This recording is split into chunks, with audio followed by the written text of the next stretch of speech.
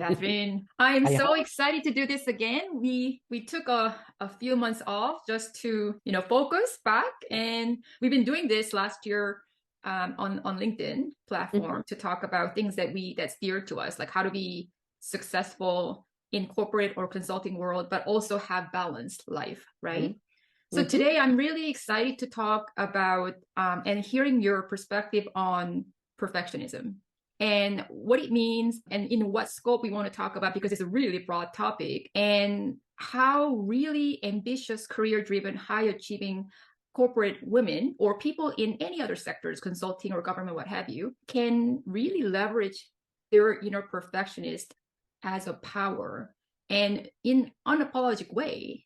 Because Mhm. the way I look at it is it's people who are highly conscientious and do industrious and do a really great job. I mean, they start with that. And then at some point, they might lose some perspective depending on the life stage or career stage they're in.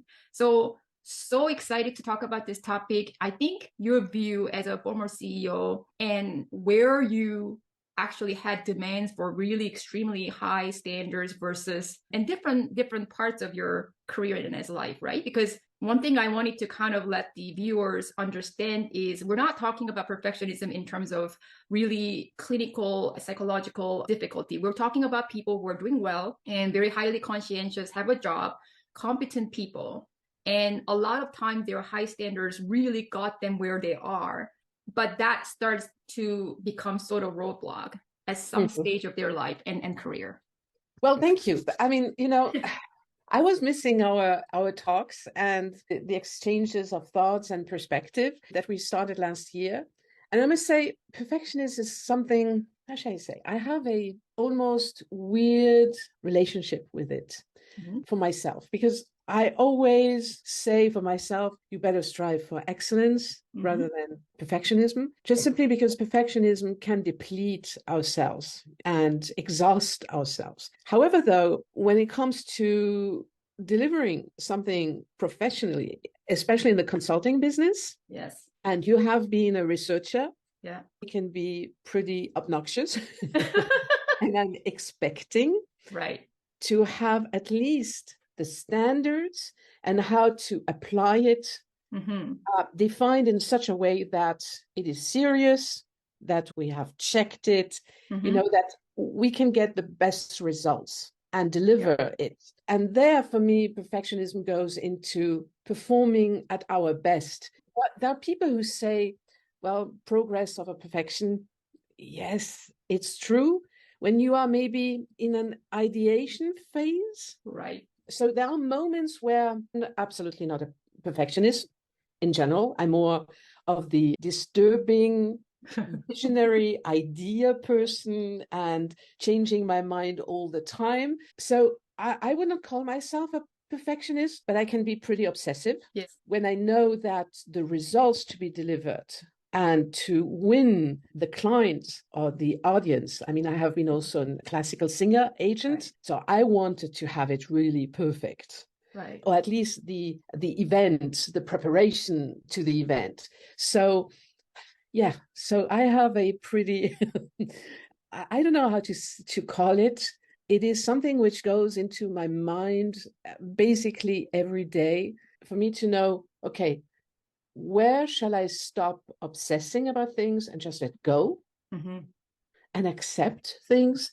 And where do I, or where would it be good for me to be obsessive, living my perfect self? So, Yeah. I mean, that is really important for me to get your perspective because I have the utmost respect for the discipline that professional perfectionists can bring with them to the table. I'm talking also about you because once Yeah. you have your topic, I'm expecting you to keep it, and to chase it, not to drop it because there is maybe something else which is more attractive.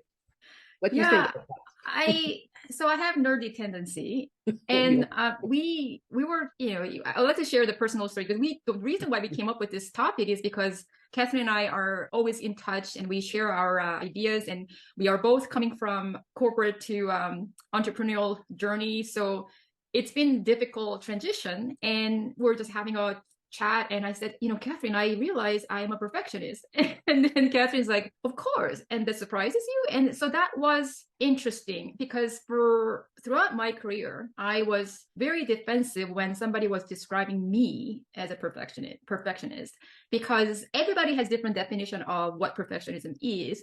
But in my head, it sounded like somebody who just is so caught up with minute details and they cannot finish things on time and they become a burden on the project team or something like that. So I was just thinking there are many, many incidents in my career. And if especially my superior and leaders are saying, your 80% is better than other people's 120%, a lot of those things just didn't really make any sense to me because it didn't sound like somebody is encouraging me to do better or acknowledging my best effort. So often the difficulty came when my superiors would reap the benefit of my striving for excellence. However, they were trying to tell me you could have a little bit of more balance, especially when I was leading large projects and large teams. So I guess people have different version of definition of standards and what is acceptable, what is not. So as you said, I can be very single-mindedly focused on something.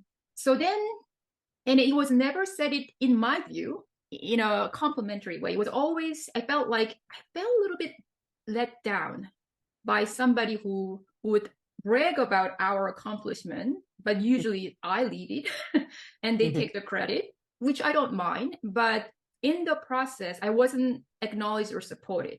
So for me to embrace this something, yes, I am a perfectionist, and it has worked incredibly well for me throughout my career because people can rely on me and people tell me something and they don't have to check with me at all. It's done on time, of quality. So then I was going through some, few years of real self-reflection. And as I transitioned from working for a big bank as a researcher to a new role as a coach, and as I get more time and real dedication, discipline to introspection and self-reflection, I was like, there was a moment of epiphany, and I felt like there was nothing wrong with me being really conscientious and striving for excellence and trying to bring everybody together to achieve something. But it was apparent to me that I was so single-minded that people did not have the same level of stamina that I had. So I was becoming a person who is, for lack of a better word, stressing people out.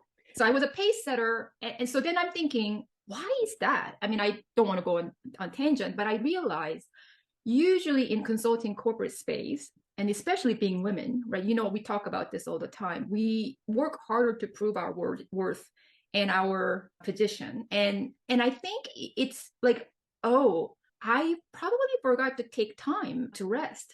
I probably could have used more resting as a strategy in addition to my striving for excellence. And that way I have more capacity to actually embrace people who are different from me.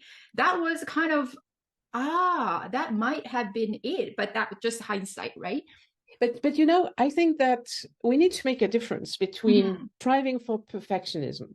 And I think that, and you said it beautifully just before, that this was what made me feel very comfortable as a leader, when having people being like that in my teams, that I could count on them, that I could rely on them, that the work would be delivered. Yes. There's nothing more exhausting for a leader than someone who has, for whatever reason, good or bad, we don't care, but who is behaving in an emotional roller coaster curve, because you never know. Okay, you always have to check, is this person feeling well or not well? You have to dedicate quite a lot of resources, time, just to make sure that you are there. Now, there's this perfectionism. Then there's the being obnoxious, being so tied into the thing that you basically forget that we are all humans, and with being humans, we are also imperfect, and we do have our surprises, children being sick at home or whatever you have to do. And then the third one is being a workaholic, which you and I, we know. We have been workaholic all our lives, yes.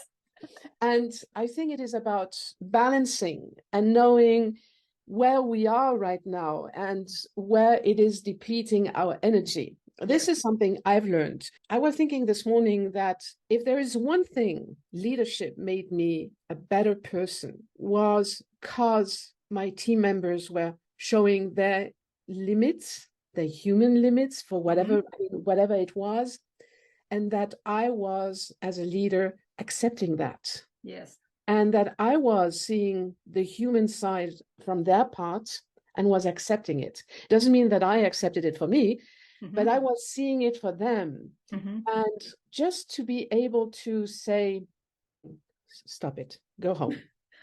Exactly. That is, I recall we had a sales consultant in one of my previous teams. He is such a nerd and he wants, he loves his topics. He loves to talk with clients. He loves to find solutions, then to talk with colleagues. And I recall when he became a young father, he wanted to take his BlackBerry, at that time it was the BlackBerry still, to take it with him during the vacation to be reachable. And I said, no. He was freshly married. I mean, he knew his wife since many, many years, but they just got a daughter. And he said, no problem. I take it with me. I said, no, you don't. And he said, yeah. So I said to my assistant, okay, you're going now to take away his BlackBerry, his laptop. Yeah. I don't want him to go home with these two items. And she did it for me. He was pretty upset. But I had a longer chat with him. I said, there are moments where your family life, where your recuperation is more important than anything else. And you have to respect it. Yeah. And this is, by the way, which led me to have at home also discussion. And now we're diving a little bit tangent on a tangent here, also to accept that I was able, even as a senior leader and as a CEO, to do that. That I was able to turn off the phone, not to be reachable, unless there was really an emergency. And people knew that, or my team members knew that. Not my leaders, but my team members. So I think that perfectionism is it has so many shades, so many colors. And it can be a strength. And I really think it can be a strength. And by the way, I'm also expecting leaders and managers, people managers, to accept that your team members can have this perfectionist side. And I think it is more of a sign, not exploring the full range of what perfectionism can be. Yeah. The way your leadership reacted to you, I think that it shows only that there were maybe some blind spots or biases, on their sides, because it is a topic which is very personal. And I think every one of us is suffering in a particular area from perfectionism, everyone. So it's really interesting you said it. I think my research background that's probably why I became a researcher, but I realized for me to really accept this, it took me a long time. And then I found a book recently that's written by a psychologist in the US. And this striving for excellence, the greatest, the biggest, and the best, and the first usually are pretty ingrained in North American culture. You're in Europe.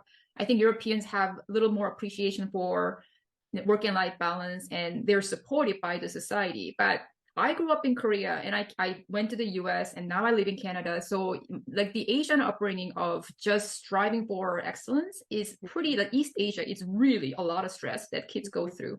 Then I went to the US and then I'm trying to assimilate and learn the new culture, and everything is about the greatest, the best, and so I'm thinking, there's self-driven perfectionism in people who are very high achieving and ambitious.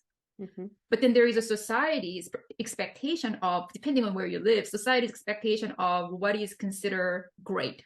Nobody used the word perfectionism, but right?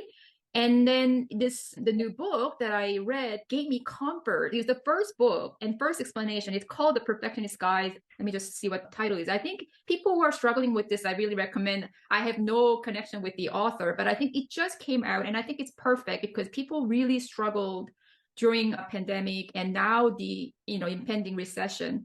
It's called The Perfectionist Guide to Losing Control. And I assume she's a perfectionist herself, but she's a psychologist. She's in New York City, dealing with a lot of type A, high, career driven and do everything, juggling everything in the air women. And she said, she talks about perfectionists are not people who have this unreasonable, impossible to achieve expectations. And nobody, no human can be a perfectionist 24/7. And I was like, yeah, here is somebody who actually understands what I'm going through and explain in a way that I could accept it. And I started laughing. Maybe I'm a perfectionist because why was it so hard for me to accept? People just say these things and not realizing the impact on other people. Why did I take it so seriously? And why did I really have to think about it? And then I realized, oh, I tend to really focus on what that means for me. Mm-hmm. So I have this cognitive perfectionism. Like, I got to understand. I am really curious. I need to understand. So then if I want to understand, I'm going through multiple sources to kind of verify or validate or challenge my thinking. So the reason why I'm saying is she's the first one who actually said it in a positive way. And she said that, there are different types of perfectionism and it happens in different contexts of life Mm-hmm. and work situations. Mm-hmm. So, and if you leverage this as power, this is a enormous thing. And then she also talks about from woman's perspective that she's using Martha Stewart as an example, how she could be, marveled at, and she would have this ambition of becoming, a person who build the empire, but that was really aligned with feminine role of creating a perfect home environment. So Mm-hmm. nobody would challenge her for becoming a perfectionist of all time, poster child perfectionist, because that's what society expects women to do. Whereas if women go for CEO position, go into a place where men dominate, and I'm like, she's a perfectionist. She's doing this, she's doing that. So it really opened my eyes, and I said, you're darn right. And then somebody was actually frustrated enough to, or have enough expertise to explain these things. And she said that men would never be described as perfectionists because we marvel at these people, Jeff Bezos, Elon Musk, or Steve Jobs. We marvel at their genius. We would never ever call them perfectionists, even though they are horrible to work for. Whereas Yes. if women do that, and so to me, it's like, how do I share this newfound knowledge with people who might have the same nagging feelings and trying to create their own balance? Like, how could I be happy the way I am? And really use this as your superpower, not as something that you should hide. Well, then just use it as your superpower. I mean, Yeah. I can tell you, when something totally different, a totally different subject. When I was 12, 13 years old, ABBA came out with the album first, the song Mamma Mia, no, Yeah. Waterloo, then Mamma Mia, then Fernando, and etc. And I became a huge Huge fan of it. fan, yeah. So we had this little pickup in the living room, and this was the only place where I could listen to music. Uh-huh. And I recall I had these singles, the 45. How do you say that in English? But I recall I was, putting the same 5 seconds where the women were singing solo and listening it again, again, again, again, again. And my mother was in the kitchen and coming to me and was saying, "Can you not stop it?" And and I was lying on the floor, on my stomach and saying, "Huh?" And I was continuing, to put the pickup there and listening always at the same way, at the same tracks of music.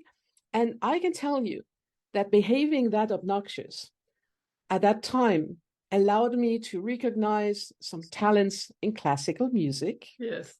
females' voices, and I could immediately recognize when they had, personal inflection in the voices. Yeah. So you see, this is how I used my personal power, Mm-hmm. even though I had no classical music training. Mm-hmm. And I remember I was sometimes life puts you in a situation where you get only years after the answer. And this is also something life taught me. And I recall I was singing in a choir in Lausanne, and we were preparing the one of Beethoven masses, Yeah. and I was walking in the mountains and repeating, the reading the score and repeating myself this Qui Tollis from the soloist. Yeah. And I heard then in the rehearsal the soloist, and I fell in love with her voice. Uh-huh. And has been the start of my journey as a agent. So I recall I went over to her and I said, "I love your voice, and I've never heard anyone singing this piece like you did." Mm-hmm. And she looked at me and she said, "Huh, And she was really happy because someone really recognized her Yeah. talent for Right. what she was. And it opened up, you know, for 10 years, I was one of the happiest persons, you know, to live only with 2 hours of sleep per night and traveling around Europe and, you know, during the day doing my full-time job as a leader and at night traveling to Monte Carlo, to Paris, to wherever we went, to Italy, and meeting with some incredible other artists and conductors. So I can only say you maybe don't know why you have this obnoxiousness in you. And one day you're going to learn it and to get the answer. As long as I think, as long as it is positive and that you Yeah. don't destroy others Right. or that it doesn't become destructive or toxic, Yes. just live it. You know, Yeah. I think that when people say progress over perfection, I think that they mean more about avoid procrastinating because you want to be so perfect that you don't even start doing something. And Hmm. there I totally agree. But Hmm. once you are in your stuff, I mean, especially the people who say progress over perfectionism Right. are the ones who are very perfectionists. Exactly. I think I want to bring back what you said because I think it was really well said earlier. And you and I both have consulting background, and companies pay a lot of money for consultants' expertise to solve the problem. So progress over perfection, you'll be fired. But you said something about ideation at the ideation stage, and then during the process, when you're actually refining the ideas, of course it's progress. But when you deliver, it better be put together to Yeah, help other absolutely. person's investment worthwhile and things like that. So I think what I don't really, we were both chuckling because we're in a completely different stage of our career. We're in entrepreneurial stage, and then a lot of people who transition from corporate world and consulting world, and they are trained to do flawless delivery. It Mhm. doesn't mean they don't know how to iterate, how to ideate, right? And it's kind of said it in a wrong way because when people are very well established as a subject matter expert and they have a lot to lose, it's not that easy to start doing silly things until they perfect it, right? But And the other thing you mentioned that's really important is there's nothing wrong with striving for high standards and then create great work and then take pride in it. The difficulty and problem happens when you lose sight of how it affects people around you, so that your relationship becomes difficult. Then this amazing awesome outcome is creating problems for you. but you know, you said something for the ideation. I think Yeah. that and then I'm really happy that we have more and more strategists who are thinking about that, about innovation, the innovation process, the ideation process. And I think that when we look at what is happening, when is an idea getting to something more specific? It is when there's diversity, when there is Mhm. an exchange with others, with customers, and it is Yeah. included. And so there we don't need to be perfect. We need to Right. listen, to Yes. really to be open and to be so inclusive that we let and allow others to be part of it. Absolutely. Once it goes into the from the I mean, I'm using now strategize as words, from the Uh-huh. exploration to the exploitation, then it is about process, it is about delivery, it is about also the art of doing it with with love in a certain way, Yeah.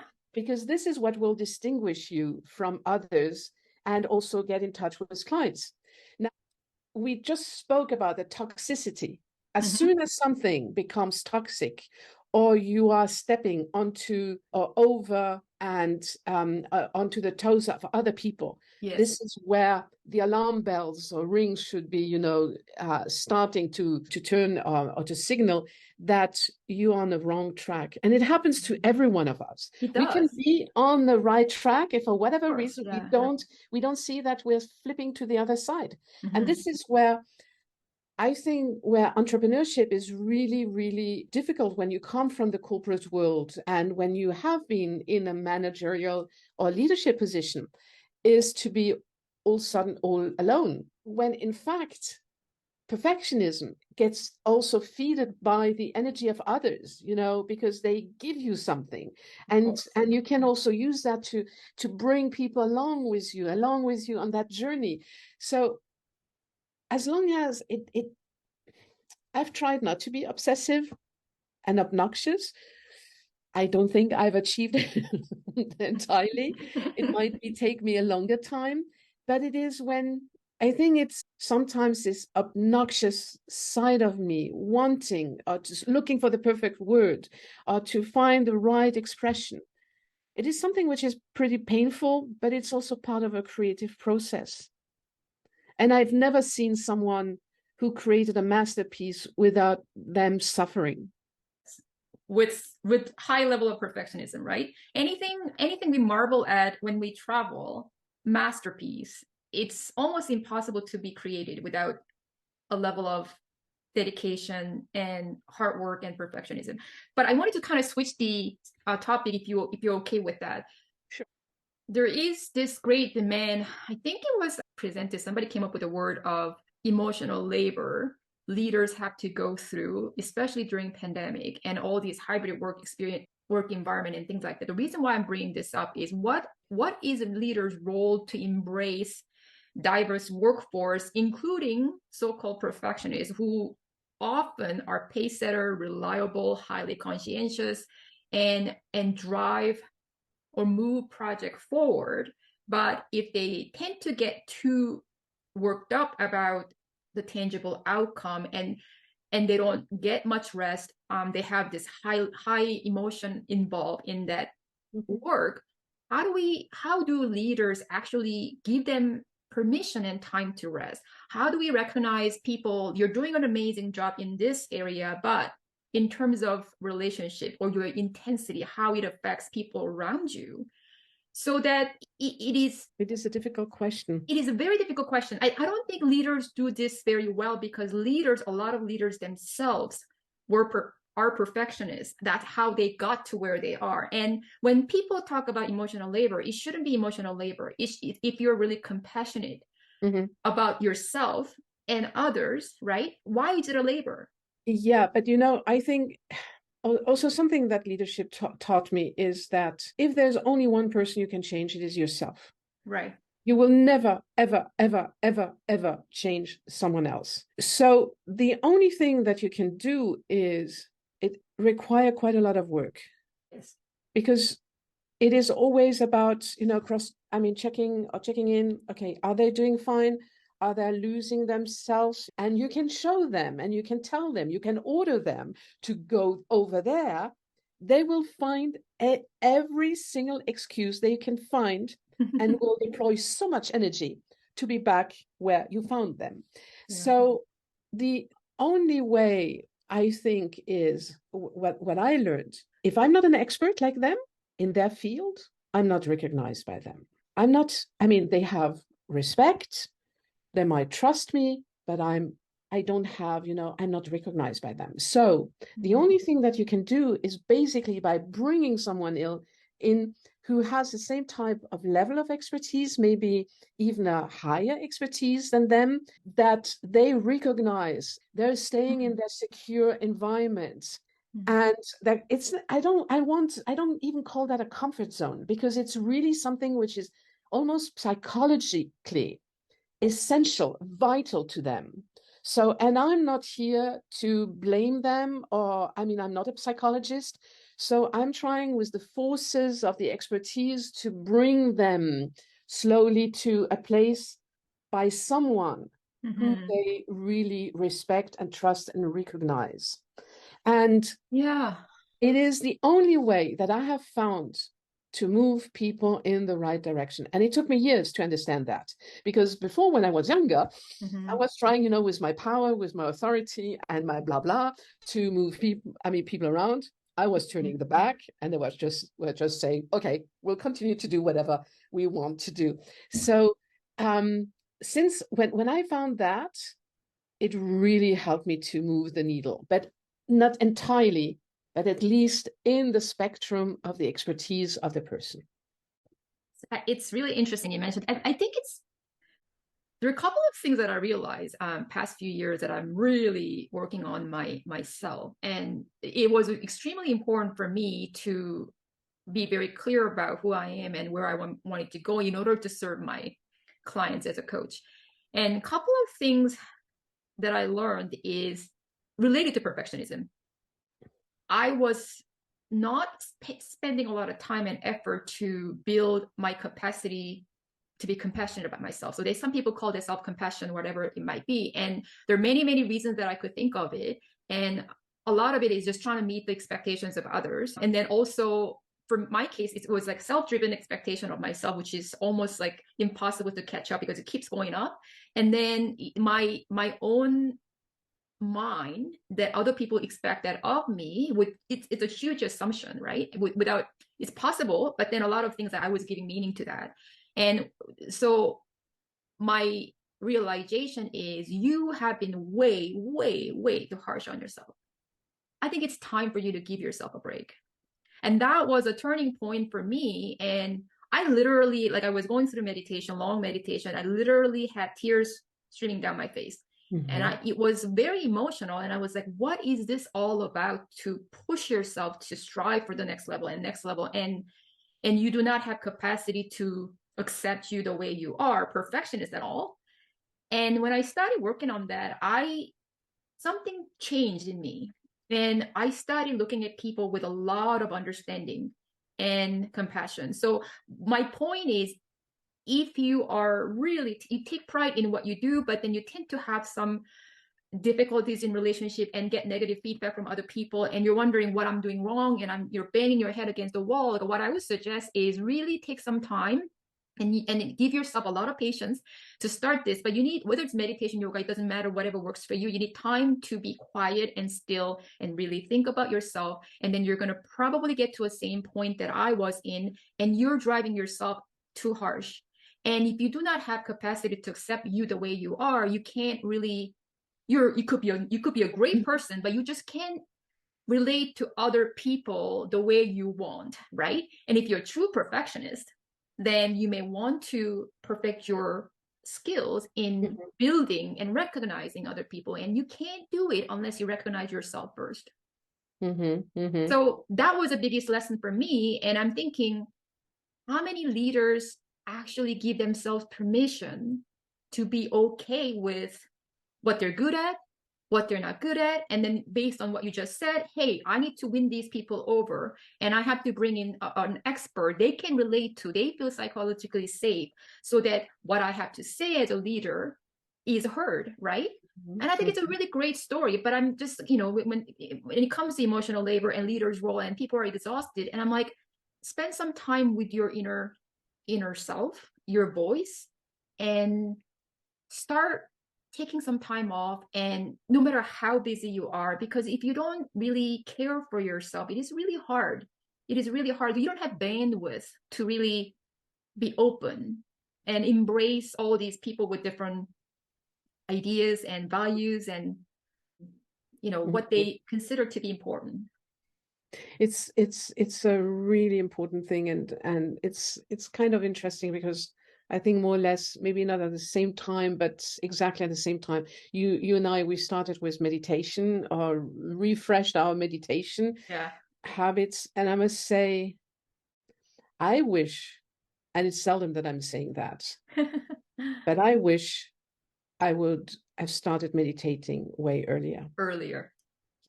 Because it brings me, first it brings me, I'm in a bubble of creativity, at least for the time being. It's annoying, but I mean, and I have to let go the thoughts and to come back to the meditation. So I'm just hoping that the idea will still sit somewhere in a corner of my memory, so that I can jump onto the notepad and jot it down. The meditation is, and I think also people doing yoga is also something which goes also into the same type of direction. It brings you the peace and the letting go that you need some time.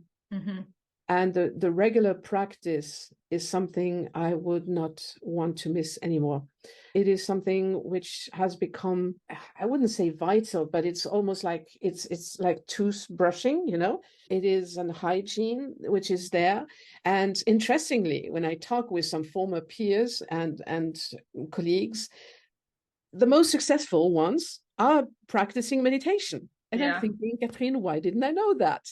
Or why did I think that walking or jogging or cycling was giving me the same type of things? Yeah, it's also type of a meditation, but it's not the right meditation. It's, or at least from a beginner's perspective. I still call myself a beginner in meditation. So I know that there are people who are reaching some other levels and who can do that also in a snap. It's not me yet. Hopefully, I will reach that level one day. But I think it is really about, for leaders as well as for everyone, Yeah. to have this secret garden where you spend time for yourself, with yourself, where you're taking care of yourself, is Right. something which I think is absolutely necessary, especially in these days where we have just an acceleration of changes, of transformation, new things coming up. I think it is the only way of us to slow down Mm-hmm. the rhythms which are just, just pouring over us. Yeah, I totally agree with you. So in the interest of time, like if you were to suggest a couple of things, meditation being one, you would offer people who, what would be the couple of suggestions you would offer based on your experience? Embrace your inner perfectionist in the right way. And then what are the couple of things they could do if they are kind of, I think I'm burned out and I'm kind of losing track, and how, what they can do to get back on track more quickly than they I, experienced. I think that meditation brings you back on track because Mm-hmm. it basically takes off a layer of stress, which you are going through the day, and then it's like Yeah. a cleaning process. Yeah. But I would say it is always to be mindful about, is it becoming toxic for yourself and for Mm-hmm. others? Mm-hmm. And this is for me, has been for me, my guide. Sometimes it's only about slowing down, Mm-hmm. just to take a breath, just to look at people around you, to smile, and and just to be with them. And usually people then open up Right. and are telling you what is important to them. And I think, and I'm coming back every time also with senior leaders to that. If you are, if you create, if you respect others, if you listen to them, but I mean, it's about respect. You create trust with people. People start to trust you. And once they trust you, they engage with you. You get engagement with them. Mm-hmm. So unless you have not done or go through these 3 steps, you will not have this inclusive behavior, people feeling safe. It is so mind-blowing. Yeah. Respect, trust, and you get to engagement. Yeah. So this is what I would give with people or to people. That's really powerful. We should do another session about emotional resilience, because we talk about meditation. There's so much we could share our journey. We're no expert, we're beginners, but I think sometimes it's beneficial to hear from somebody who's going through the journey at the beginning stage of journey than hearing from somebody who's known as one of the best meditator of all time, because there's a bit of an emotional intimidation there too. From me, like I would suggest to anybody who would find us, they would do keyword search, whatever it is. If you are having difficulty accepting the fact that you might be perfectionist, I would say get over it. You probably would be, and there's nothing wrong with it. And it took me a long time to really embrace that. And because I had all kinds of noise in my head and I had my own definition of something, and that wasn't acceptable to me, which tells me I'm a perfectionist. But meditation, I cannot agree with you more. I started with 10 minutes per day. Give yourself patience to do it. Now I'm doing 1 hour per day. And some people might say, do you really have an hour a day for meditation? And I'm like, how could you not afford it? It's Yeah. about your health, and it's about the way you're grounded so you can actually connect with people better. And if you're a perfectionist in corporate or consulting world who thinks that climbing up the ladder is the most important thing at the moment, yes, it is important, but think about what is it going to give you, how is it going to make you feel, and so that's one thing that's really important. And how do you know that you're off track? Sit down and close your eyes, and for 5 minutes, even if you don't have a lot of time, and really sense what you're feeling in your body, because you're going to be tense and there will be things that you'll recognize, and that tells you that whether you think you're perfectly hiding it and smiling it and in control and working with people, and people can sense that, and you want to work with other people to to create this, whatever you're creating, project, what have you, right? That's the ultimate success as a perfectionist. So if you want to embrace your focus, diligence, you want to work with people to achieve something amazing you couldn't do by yourself, then really your relationship and your connection with people is the most important thing. And if you're drifting away from that, then that's And the sign. and I would say if you want to explore and see how it could turn out for you, I would say go to Haysing and to me. We also coach from time to time Yeah. together people, I mean, on different aspects. Yes. And it has turned out to be a highly fun way, sometimes a little bit tough, especially when I take on my former CEO hat. But also Haysing can be, she doesn't let you go. And it gives you another perspective. Everyone needs a good coach, but have a coach Yeah. because it is going to help you to reflect, to put some perspective and some emotional distance with the Distance. Yeah. situation so that you can reevaluate it. Yeah, I mean, executive presence acumen, definitely Catherine can help. But if you cannot be an effective leader without real emotional awareness of yourself and those around you. So that's something that I think it's a really good point that you brought it up. We'll share the link and how you can reach out to us. Follow us along. There will be a lot of things once a month. Catherine and I will talk about in a very conversational way. I don't think these things are really well addressed for people who are more mature. I shouldn't probably say that, like, 15 plus years of work experience in corporate. They have accomplished a lot and they feel like they have nowhere to turn to and they have to kind of look the part and always be composed. That's not the case. We will post information that will be helpful to you once a month and together. And I really look forward to that. Me too. Thank you so much. Thank you so much. As always, it's a pleasure. Thank you, Haysing. Same here. Okay, until next month.